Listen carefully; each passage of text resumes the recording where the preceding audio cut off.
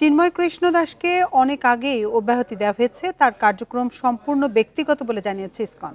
দুপুরে রাজধানীর স্বামীবাগ মন্দিরে সাম্প্রতিক বিষয়ে সংবাদ সম্মেলনে এসব জানানো হয়।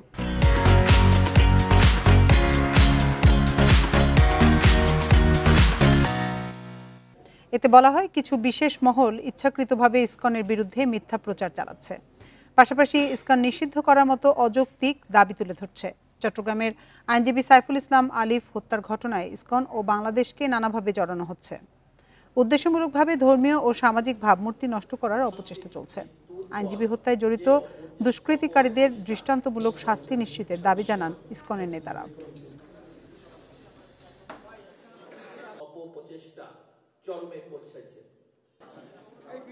চট্টগ্রামস্থ পুণ্ডরীক ধামের অধ্যক্ষ চিন্ময় কৃষ্ণ দাসকে সাংগঠনিক শৃঙ্খলা ভঙ্গের দায়ে ইসকনের সাংগঠনিক পদ পদবি সহ ইসকনের যাবতীয় সাংগঠনিক কার্যক্রম থেকে অব্যাহতি দেওয়া হয় এবং উল্লেখ করা হয় যে তাদের দ্বারা সংগঠিত কার্যক্রম ইসকনের কার্যক্রম নয়।